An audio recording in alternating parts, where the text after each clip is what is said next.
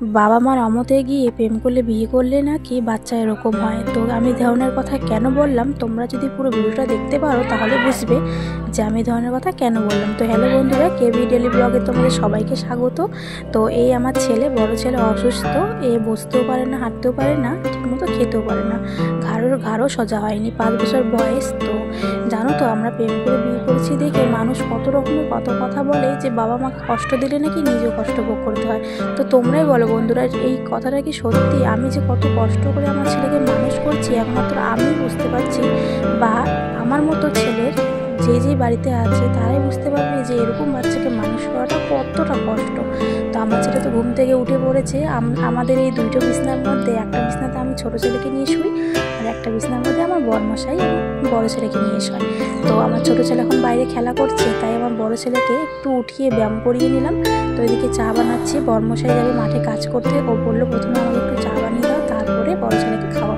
তো এদিকে বড় ছেলে তো খেলা করছে, তো এদিকে ছোটো ছেলে চলে আসলো বাইরে থেকে। তো এদিকে প্রথমে চা খেয়ে নিচ্ছি, আমাদের গ্যাস নেই, গ্যাস শেষ হয়ে গেছে, তার জন্য ভাবলাম প্রথমে চাটা খেয়ে নিই, চাটা ঠান্ডা হয়ে যাবে।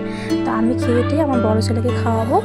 তো তোমাদের সাথে সে ভিডিওটা শেয়ার করছি। তোমাদের যদি ভিডিওটা ভালো লেগে থাকে তাহলে একটু সাবস্ক্রাইব করে দিও, তাহলে আমার পরিবারটা বড় হবে, তাহলে এই অভাগানিটার একটু হেল্প হয়ে যাবে আমার ছেলে চিকিৎসা করার জন্য। তো তোমাদের সাথে আমি সারাদিন কী করি এটাই শেয়ার করব। আর এরকম বাচ্চাকে নিয়ে সারাদিন তো অনেক কাজ থাকে, অনেক কাজ, সংসারের কাজ সামলেই আমি ভিডিও করি। তো তোমাদের যদি একটু ভালো লেগে থাকে, আগে বলছি একটু সাবস্ক্রাইব করে দিও। আমি অনেক কষ্ট করে ভিডিও এডিট করছি আমার ছেলের জন্য। তো ওইদিকে তো বড়ো ছেলেকে ব্রাশ করিয়ে নিলাম, এদিকে খাওয়াচ্ছি ওকে।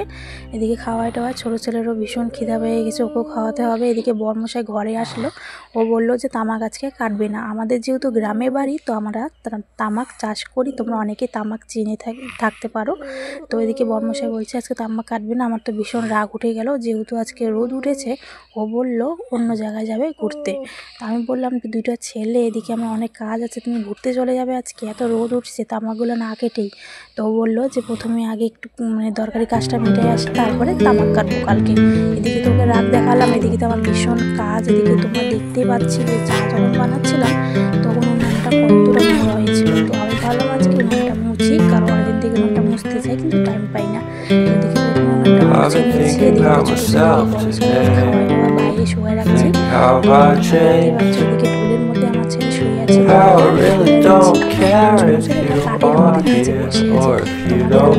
কিরকম লাগলো একটু কমেন্ট করে বলো, যদি তাহলে আমার একটু একটা সাহায্য হয় আমার ছেলে চিকিৎসার জন্য।